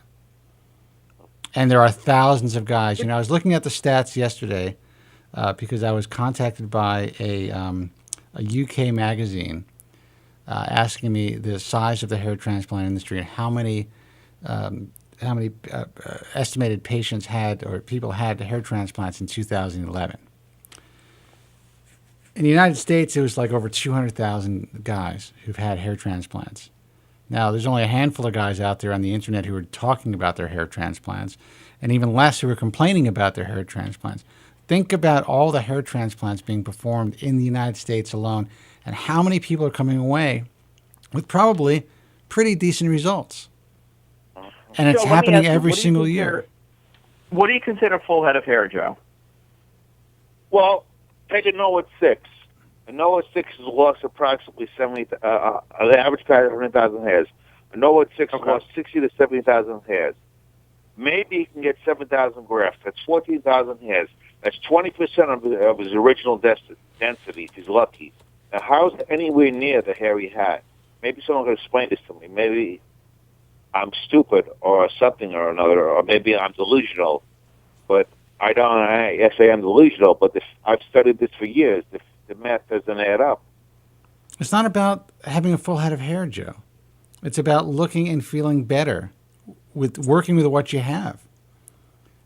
You know, if someone is reasonable and they do a hair transplant like Bob Man, is willing to maybe wear a small hairpiece in the back, aesthetically, they're going to have a completely full head of hair.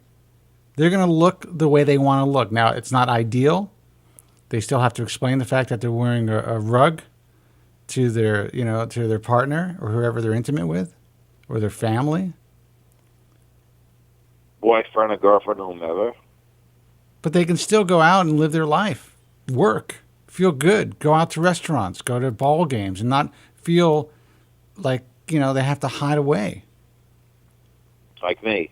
Like you and like a lot of people. Like I did for a long time. Why do you think I fucking do this? I couldn't go to work. All I was thinking about was my hair. I had to figure out a way to make a living from the house.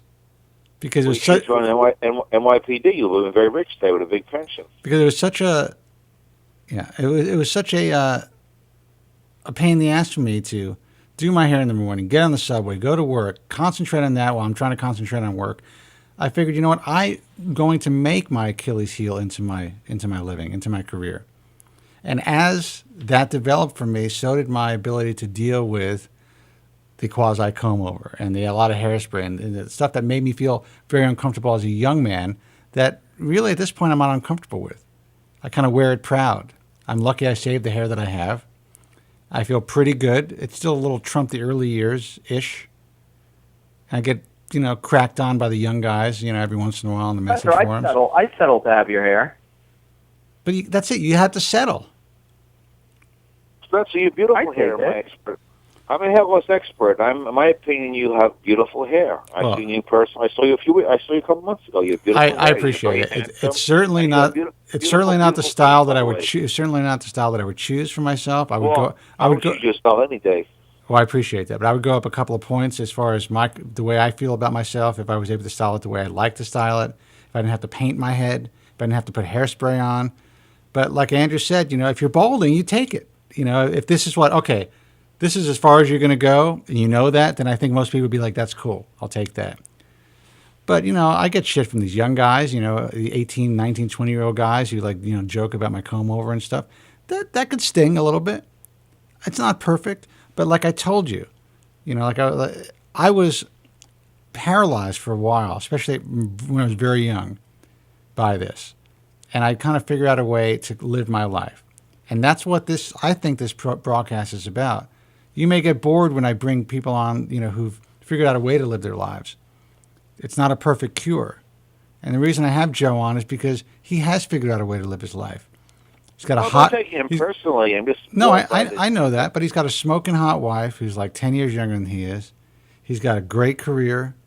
He's got a nice apartment or a condo wherever he lives, and he lives in a great town. He went from a guy that was unhappy with his life to a guy that is living a good life, a life that a lot of people would love to live.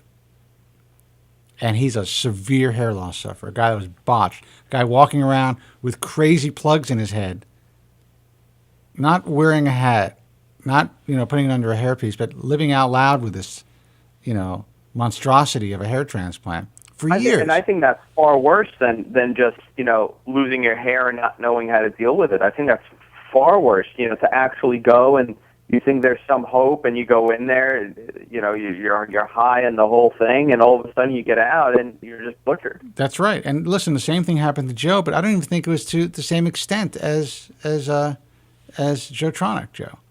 Because you had at least enough hair to cover your plugs for a while. Who said that? You told me that. When you were young and you showed me a picture of yourself, it didn't look that bad right away. Oh, you saw a picture of me and how beautiful my wife. Now, I'm showing you that picture. I gave you that picture, as a matter of fact. Yes. Joe, would you consider yourself a model like George? I keep it on my refrigerator. Do you really? No, I don't. I really don't. But I do have it. I would have. I have a picture of you on my refrigerator, as a matter of fact. I do have it on my in a box of pictures, though. But I will say this. I appreciate that. Where is George, by the way? What the fuck happened to that guy? What happened to George Mobile? I would ask you that. And Johnny from Ohio, and he called me. What happened with these sufferers? George called me about 2 weeks ago. Really? And yeah, he called me because when that tornado hit Queens. And he's a very thoughtful guy. If a tornado hit, and I said everything was fine, that it didn't come anywhere near me, and he told me that he was having some internet problems, and that he was there was some issues with his dad's internet. He was working it out, and he's going to be calling the show. Like I think he lives like right next door to his dad, and I think he like runs like a cable. Like he takes electricity from his dad's house. I'm just kidding, George. If you're listening, I'm trying to get you to call. I'm just kidding. What does the internet being down have to do with down the phone number and just calling the show? I don't know. Well, he said that he's had a hard time getting through a couple times. I know he's complained about that because the show's gotten really busy. So he's had a real hard time calling in. I don't know. And maybe he just I won't comment on that. Listen, Joe. Maybe he got over it. Maybe he's over the whole hair loss thing, and he's living his life. I have a feeling that's not the case. I hope that he has a girlfriend, but I have a feeling that he's or a boyfriend. He's been so damaged by this, and it's affected him to the point where he doesn't go out with women because he's able to dummy up his hair to the point where he looks like he has a full head of hair. He doesn't want anyone to know that it's not all his. That he paints his head and that he does that whole number. I don't get that. I don't get that because I talk about it all the time. I need to get laid. If it wasn't common law, it would be somebody else. I couldn't avoid being with somebody because my hair is the way that it is.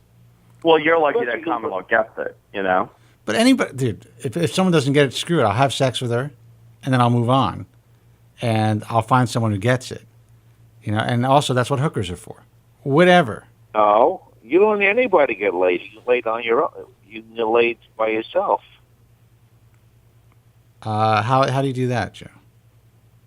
Spencer, you perform. Are you familiar with the act of masturbation at all? I am familiar with it. Yes, I've heard of it actually. I'm sure you've never practiced it, but I mean that's just a way to achieve orgasm manually by yourself. It's pleasurable and the same effect. Joe's good. It's like a sex ed class. Joe, are there any side effects from this magic thing you talk about? What magic is the magic thing? No, it's just a sexual, thing. And Spencer, by the way, you've been attacked online for saying that the Latisse biology doesn't work. They've accused you of making that statement. I never heard you make. I've never made that statement ever. I know you. I've said you've never made it. That's a complete fabrication. That is a lie. Who said this? I know that. I'm defending you. Who said this? You never said it. They're saying online you're saying Allergan does not work, and you never said that. All I can tell you is that people are such idiots. I know that. I'm defending you. Your haters are attacking you for that. Well. And they attacked you about your comments on Neogenic. You said you weren't sure if it worked. I mean, you never said it didn't work. We don't know if these things work. No, they get attacked. They attacked you. Yeah. I doubt they're attacking me. You're holding the pictures from Histogen, which is not true. We know that too. Right. Maybe it's just commentary. I don't think they're actually attacking me, Joe. But anyway, guys, I'm gonna close up shop a couple of seconds early tonight. It's 52 minutes after the hour. I want to eat. Joe, do you have any news before Spencer wraps up? Yeah, any news? Yes, I have news. We're going to have a big show next week, obviously. We're going to have a lot of news before the ISHRS conference. And I'm expecting an announcement from Allergan any day, any minute about the efficacy of how effective their male pattern baldness product is. I know these guys in the message forums have all this information, which I don't. I mean, I'm saying this facetiously. They don't know a goddamn thing how effective Latisse is. I don't know. But I'm expecting an answer from Allegan any day. But it's Well, Go ahead. I'm sorry. No, go ahead. Let's put it this way. Allegan has set up shop in Bridgewater, New Jersey, hiring 400 additional people. Why don't you get a job? Why don't you get a job with Allergan? Maybe we can put the pieces together, Spencer. All right. It's fine because he already has a job with L'Oreal, Spence. That's right. He's already getting money. Well, I get so much money from L'Oreal to promote their products. So I'm rich as anything now. I make about $70,000 a year. I make a tremendous amount of money as it is. It's all from L'Oreal. No, L'Oreal's paying me $300,000 a year to promote their product. How do you live in New York on $70,000 a year? And my wife makes $100. I know you guys you guys do pretty well. I'm very wealthy, but I can't still grow a goddamn hair with that. But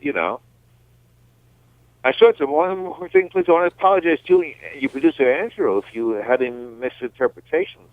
I love you guys. You're my two best boyfriends in the whole world. Really. Right. I also want the guys in the chat room to know that we're not trying to dump Joe.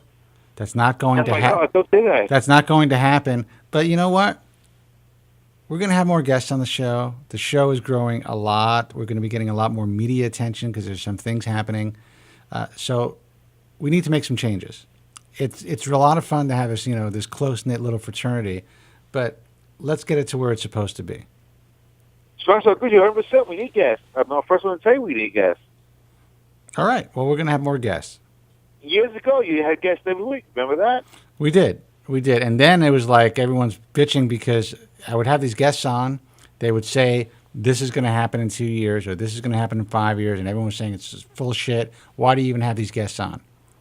So then we started to do just the kind of the support group thing, which worked out for several years. It was great, especially when we were on the radio. It was like, calls were clocking. It was really, really busy. A lot of fun, good amount of press. I want to get back to the interviews. I strongly encourage that, Spencer. I'm the first one to tell you, get Kenny Wishing, get Costaros, get Greg Zarian. I'm the first one, get Gail Norton. I'm the first one to encourage that, Spencer. Maybe you're misunderstanding me. I really believe we need guests. I want to. We also want to have guests on that you might not love. Like, we had the Headblade guy on last week. I hated that guy personally. Yeah. Why? But you know what? You know how many guys are out there that want to shave their head, that want to have some sort of a mentor, someone to look towards, to say, okay, it's okay to do this, and look at me, look how successful I am. I'm a guy that didn't think he was going to look good with a shaved head, and some people may say that I don't look good. That's what he was claiming, but he still did it, and now he started this entire movement. I mean, how inspirational is that? That's a matter of opinion, but in your expert opinion, Spencer, as I'm approaching middle age, my pubic hair is being elongated. Would you suggest shaving that area? I cannot give you. I have no opinion on that. And let me tell you, Joe, unless you live to 110, you're past middle age, my man. Well, I believe. You know what the sad part is? As a hair loss sufferer, I believe that I will live that long. Because my father's 84. My grandfather died at 106. Your grandfather died at 106? Yeah. Wow. And how were his faculties? Was he together mentally? Well, let's put it this way. He drove to 102. Holy shit. Oh, my God. Well, he was in Staten Island. He could run into a deer. No, actually in Long Island. Same thing. Give a damn about his hair. And believe me when I tell you Long Island's even worse. Billy Joel still has a license. Jesus. He drove to 102? Yeah, but I always just smack him. I said, Grandpa, I hate you because you gave me this curse. He just say stuff at a time that was horrible. And what was his life like as a Norwood? I'm sure he lived a life and had a great life. Spencer, I really don't think he cared. I really believe in my heart of hearts he didn't care. You know why he didn't care? He cared. He didn't care because he had a fucking deal with making a living, probably being, persecuted for being Italian coming over to this country. What was he in the fish business too? No, he was a laborer. He was a construction worker. He worked till 82 doing asphalt. He worked until the age of 82 doing asphalt. So this guy was a fucking blue-collar, hard-nosed motherfucker No, it's alcoholic. who had to make a living for his family. He's an immigrant, obviously. When did he come to this country? He came to the country at the age of 13. You know what? If you think of Spencer and the Bald Truth, you would call Spencer a Hollywood Fanuc. That's right. Well, Let me ask, so he came at 13. Did he come with his whole family? Did he come alone? What's your dad's story? What's your grandfather's story? No, my grandfather. He came alone. He came here at the age of 13 alone from Italy. Didn't speak English. No, my grandmother at 27, and she was 14. He was 27. He married a 14-year-old woman. 14-year-old girl. Jesus. Yeah, that's what they used to do. I'm bored with this story. Well, I say, Grandpa, I hate you. And what year was this? What year did he come to this country? Well, he I think like 1910, something like that. Well, he died at when did he die? Well, he lived to 106, and he was born. He died in 2000. In 2006, he was born in 1890. So he was born in 1890. So he came to America in 1903. Something like that. Yeah, I can't wait. Holy shit! And he landed in Ellis Island. I mean, I love these stories are just unbelievable to me. Listen, I come from Russian immigrants and Austrian immigrants. So I mean, when I hear this stuff, it's just amazing. So the reason he didn't care, he probably pissed him off. But you know, there was really obviously back then there's absolutely nothing you can do. He was probably trying some snake oil at some point. But the point is, he had to work his balls off just to eat. He probably lived in a slum. No, he used to hate the fact that I examined his head under a magnifying glass. He found that very odd. Did he live in the Lower East Side? Where did he live when he moved to New York originally? Lower East Side, Delancey Street. How'd you know that? Where do you think my ancestors lived? Well, Jews and Italians always lived together. You know, they're very cohesive group. Right, but you know what it was like down there? You know what you should do? And I don't know if you've ever done this, and Andrew, you should do this too. Go to the Tenement Museum down on, it's right off Houston. And they have these old buildings that are basically, they've been preserved as a museum to see how immigrants used to live in New York City. It's unbelievable. It's insane. It's insane. You used to have to put a quarter into a box to get gas, like forever, you know, for a few days. It was insane. All right, guys, listen. I'm going to go ahead. Sorry, he's telling me, you know, Joe, I wasn't worried about my hair. I was worried about getting a loaf of bread for my kids. That's right. I mean, Before you wrap up, I just want to say I got to run, and I'm putting the curse back on Joe for the week. Oh, come on, Andrew, go to the police. The curse is back on. Good night. Take care. Brush your hair. See you, Andrew. You know what, Andrew? I'm putting a Italian curse to you. Molucca, I hope you become a Noah 7. Andrew, Molucca, Tana, tutte fritta, signora, Norita Sigetta. No, I said up with no. Yeah, what'd you say? They become the Noah 7. Italian. Oh, Jesus. What do you think of that, Andrew? Let me tell you, he will call back in a second if he heard that.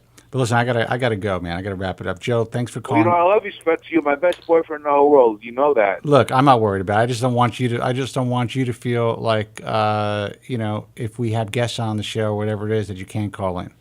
I strongly encourage guests. Tell me ahead of time. My producers contact me. I'll prepare lengthy questions. I love guests. All right, man. Have more guests on. We're gonna work it out. Joe, thanks. Get Kenny with Shannick. We'll get him.